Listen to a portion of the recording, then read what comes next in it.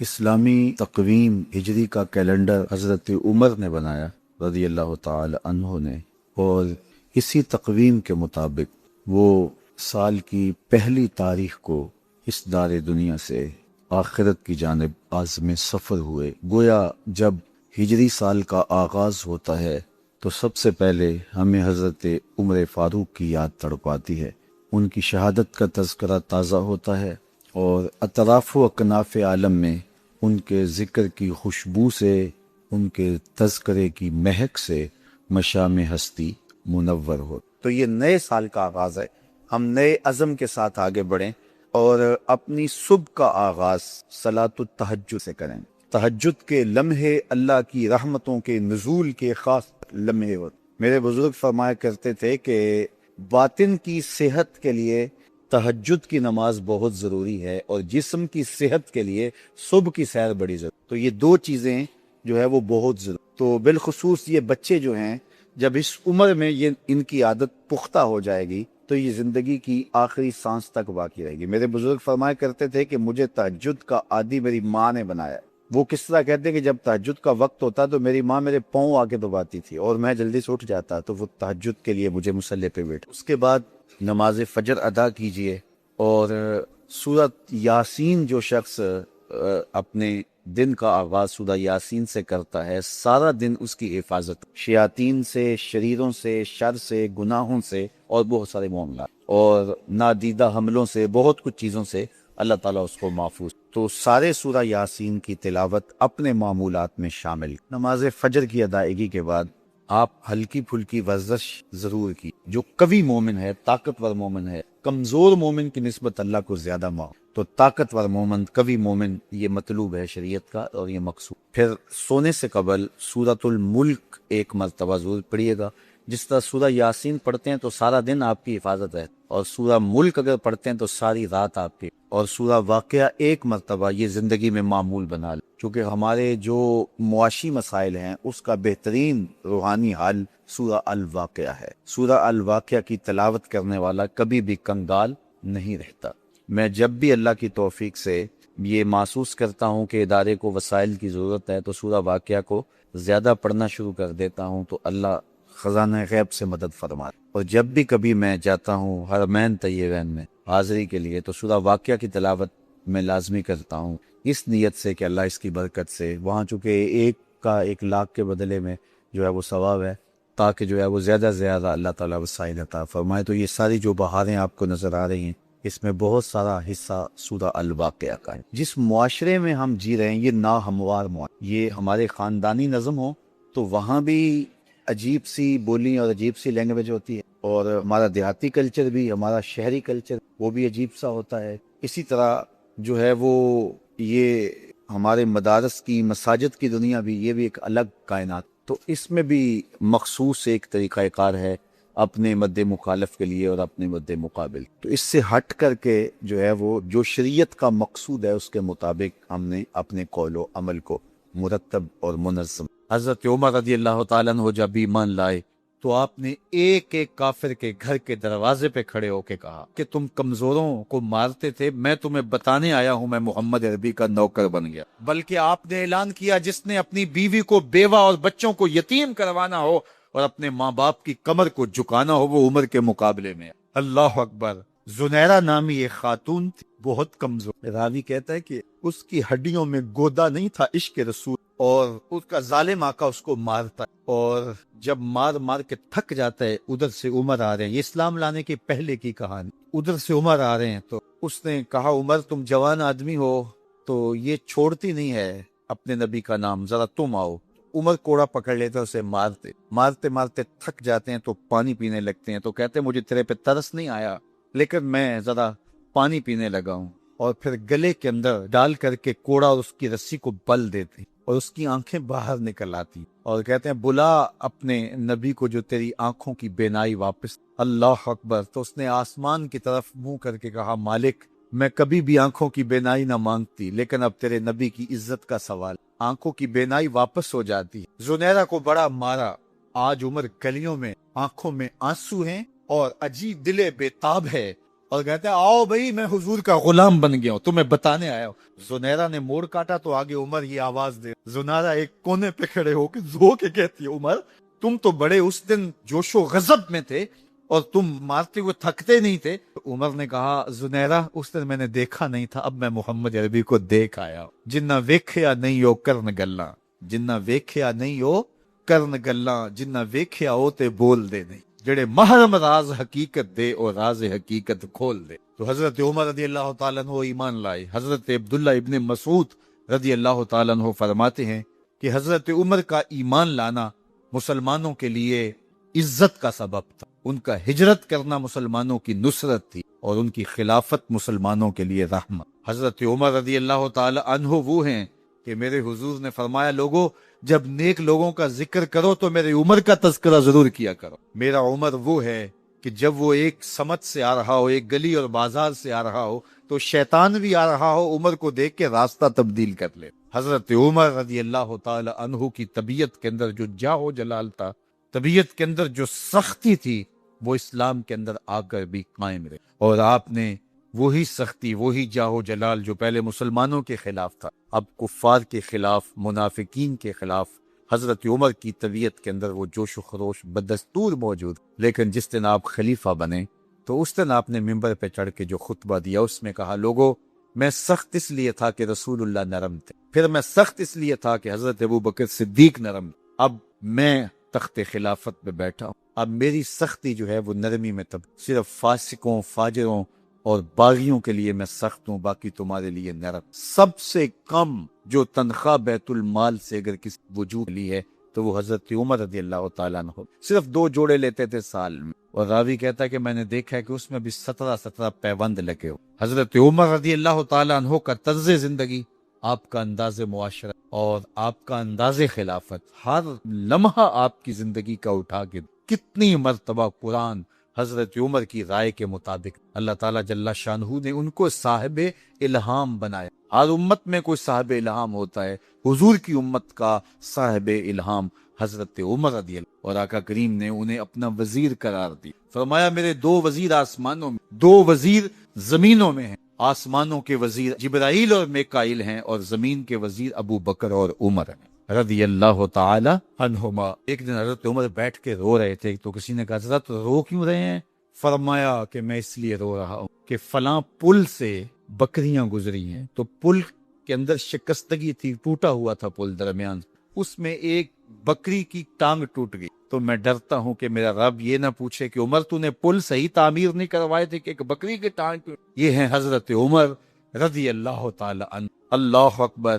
تو اللہ تعالیٰ جل شانہ نے حضرت سیدنا عمر بن خطاب رضی اللہ تعالیٰ عنہ سے جو کام لیا، مختصر دور خلافت کے اندر 10 سال 6 ماہ 4 دن آپ نے خلافت فرمائی ہے، لیکن کہاں سے چلے اور یہاں مکران تک، بلوچستان کا حصہ، یہاں تک آپ کے سلطنت کی حدود، ادھر آرمینیا تک جا پہنچ، حمص فتح کیا، قادسیہ، یرموک، آپ ذرا دیکھیے کہ کہاں تک آپ فوجوں کے گھوڑے دوڑتے رہے، اور اللہ تعالیٰ جل شانہ نے ان کو جو توانائی، عدل و انصاف کی قوت عطا فرمائی۔ اللہ اکبر۔ جب زمین پہ عدل کیا ہو تو زمین بھی حکم مانتی، اور حضرت عمر وہ تھے جن کا حکم ہوائیں بھی مانتی تھی، زمین بھی مانتی تھی، جن کا حکم جو ہے وہ آگ بھی تسلیم کرتی تھی اور دریا بھی ان کا حکم مانا کر۔ مصر کے اندر یہ رسمیں بس جاری تھی کہ سال کے بعد 1-2 شیزہ کو زیورات پہنا کے اچھے لباس میں ملبوس دریا کی بھیڑ چڑھایا جاتا، اس کی قربانی دی، اس کا خون بہتا تو دریا چل۔ جب مسلمانوں نے مصر فتح کیا تو گورنر نے لکھا کہ اسلام تو اس طرح کی رسوم کی اجازت نہیں دیتا، لیکن خشک سالی ہے، لوگوں کی فصلیں ویران پڑی ہے، تو حضرت کیا کیا؟ تو حضرت عمر رضی اللہ تعالیٰ عنہ کاغذ کے ٹکڑے پہ لکھتے ہیں بسم اللہ، مصر کے نیل کی جانب عمر کا خط، لکھتے ہیں اے نیل اگر تو اللہ کے حکم سے چلا کرتا ہے تو چل، ورنہ ہمیں تیرے چلنے کی کوئی حاجت نہیں۔ اور قاصد کو کہا یہ خط لے جاؤ اور جا کے دریائے نیل میں پھینک۔ قاصد جا کے خط دریائے نیل میں پھینک دیتا ہے، پانی آتا ہے، ایسا دریائے نیل چلا، 14 صدیاں ہوئی ہیں آج تک کبھی بند ہی نہیں ہوا، دریا حکم مانتے ہیں، آگ نکلتی، لوگ حضرت عمر رضی اللہ تعالی عنہ کے پاس آئے، حضرت لاوا پھوٹا ہے، آگ نکل رہی ہے اور مدینے کی طرف بڑھ رہی، اب کیا کیا جائے؟ فائر بریگیڈ تو زمانے میں تھی نہیں، عمر نے اپنی قمیض، جس قمیض پہ 17 پیوند لگے ہوئے تھے چمڑے کے، کہا یہ قمیض لے جاؤ، جدھر آگ بڑھ رہی ہے آگے ڈھالنا، آگ پیچھے بھاگ جائے، زلزلہ آتا ہے تو زمین پہ دہرا مارتے ہیں، زمین رک جا، کیا عمر نے تیری چھاتی پہ عدل نہیں کیا؟ تو یہ عمر ہیں رضی اللہ تعالی عنہ کہ جن کے انصاف کی، جن کے عدل کی وجہ سے اللہ تعالیٰ کی رحمات اور برکات کا نزول تھا، اور اللہ تعالیٰ نے مسلمانوں کو وہ آبرو مند حکومت دی۔ کائنات کی تاریخ کے اندر ایسی حکومت آپ نے نہیں دیکھی ہوگی جو حضرت عمر نے حکومت کی۔ اللہ اکبر۔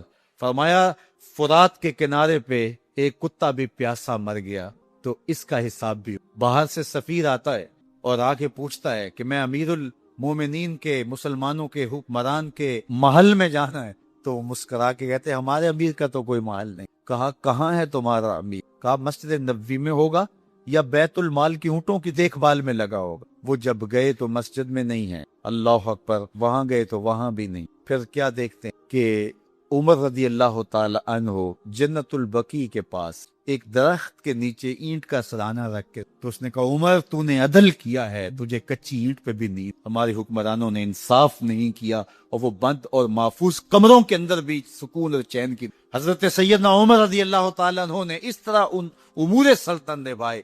آپ دن کو لوگوں کی دیکھ بھالی کرتے، لوگوں کی ضروریات سنتے سمجھتے، اور جب رات پڑتی لوگ سو جاتے، عمر مدینے کی گلیوں میں پہرا دیتے۔ کائنات نے کوئی ایسا بھی حکمران دیکھ؟ اللہ اکبر۔ وہ مجاہد جو مختلف محاذات پہ گئے ہوئے ہوتے، ان کے گھروں کی دیکھ، ضروریات کا خیال رکھ، ان کی آبرو کا پہرا، راتوں کی تنہائیوں کے اندر حضرت عمر اٹھتے اور جا کے گشت کرتے، چکر لگاتے، دیکھتے کوئی آنکھ پر نم نہ، مفلسی کا کسی۔ اللہ نے ہمیں بڑا نوازا ہے، بہت کچھ عطا کیا ہے، بڑا کچھ نصیب فرمایا ہے۔ جس طرح کی میری اور آپ کی زندگی گزرتی ہے، ماضی میں تو بادشاہوں کی زندگی بھی اس طرح کی نہیں گزرتی۔ وہ بھی گھوڑے کے اوپر سفر کرتے تو ہم تو گاڑیوں کے اوپر ٹھنڈے ماحول میں سفر کرتے ہیں۔ یہ پرانے بادشاہوں کے محلات میں نے دیکھے ہیں، مختلف ممالک کے اندر اچھے اچھے بنے ہوئے، لیکن اس سے اچھے گھر، آسودہ گھر آپ لوگوں کے بنے ہوئے۔ تو پھر اللہ نے کتنا عطا کیا۔ وہ ماضی کے اندر ہم سنتے تھے کہ فلاں فلاں فلاں کو میسر تھا، آج سب کچھ آپ کے پاس میسر ہے، لیکن ہم ناشکرے ہو گئے۔ آج ہمارا سب سے بڑا مسئلہ شکر گزاری سے گریز کرنا ہے۔ سویر سے لے کر شام تک ہمیں یہ شکوے ہیں، اٹھتے ہوئے یہ شکوے کہ ہمارے پاس یہ نہیں، ہمارے پاس یہ نہیں، ہمارے پاس یہ نہیں، ہمارے پاس یہ نہیں۔ کبھی یہ بھی گننا شروع کریں کہ میرے اللہ نے مجھے یہ بھی عطا کیا، میرے اللہ نے مجھے یہ بھی عطا کیا، میرے اللہ نے مجھے یہ بھی عطا کیا۔ ہم نے تو جب سے ہوش سنبھالی ہے یہاں آسودگی دیکھی ہے۔ بچپن ہمارا اچھا گزرا، جوانی اچھی گزری، لڑکپن اچھا گزرا، اب بڑھاپا بھی ٹھیک گزر رہا ہے، لیکن یہ کتنے لوگ ہیں کہ جنہوں نے پوری زندگی مشقتوں میں گزاری، لیکن اس کے باوجود وہ بات بات پہ الحمدللہ کہہ رہے ہیں۔ اور ہم کہتے ہیں کہ بس جس کے پاس 3-4 کروڑ کی گاڑی بھی ہے، 10 کروڑ کا بنگلہ بھی ہے، بینک بیلنس بھی ہے، اللہ تعالیٰ نے سونے کڑیل جوان بیٹے بھی دیے، اللہ تعالیٰ نے گھر کو آبادیاں دی ہیں، خوشیاں دی ہیں، صحت دی ہے، تھوڑا سا ڈالر اوپر نیچے ہو گیا تو وہ کہتا ہے جی بس برا حال ہو گیا۔ اللہ کا شکر ادا کرنا سیکھیں، اس کی رضا کے دائرے میں رہیں، یہ نہ دیکھیں کہ کیا نہیں ہے، یہ دیکھیں کیا ہے۔ میرے اور آپ کے آقا و مولا نے کتنا خوبصورت ارشاد فرمایا، انظروا الی من هو اسفل منکم، فرمایا اپنے نیچے دیکھنے کا مزاج پیدا کرو، تم اللہ کے شکر گزار بن جاؤ۔ اوپر دیکھو گے تو ظاہر ہے 1-2 کنال کے بنگلے میں رہنے والا شخص جب 6 کنال کا بنگلہ دیکھے گا تو وہ اس کو تنگ تنگ محسوس کرے گا، یہاں مسائل ہیں، وہ کہتا ہے گاڑیاں صحیح پارک نہیں ہوتی، یہ مسئلہ ہے، یہ مسئلہ ہے، یہ مسئلہ ہے۔ لیکن وہ جو 3 مرلے کے کرائے کے گھر میں رہتے ہیں، اگر اس کو دیکھے گا تو اس کی آنکھوں سے تشکر کے آنسو ٹپکیں گے کہ میرے مالک تو نے مجھے کیا عطا کر، کیا کیا نعمتیں تو نے مجھے عطا کی۔ ہمیں معمولی سی تکلیف ہو تو ڈاکٹر کے پاس چلے جاتے ہیں اور کہتے ہیں اعلیٰ سے اعلیٰ اور اچھی سے اچھی دوائی تجویز کیجیے۔ اور میں اس بوڑھی عورت کو بھی جانتا ہوں کہ جو ہاتھ میں بوتل پکڑے مجھے کہتی ہے دم کر دیجئے، مجھے ہارٹ کا مسئلہ ہے۔ تو میں نے کہا آپ دوائی لیا کریں، تو وہ کہتے ہیں کہ دوائی کے تو پیسے نہیں، اس لیے تو دم کروانے آئے۔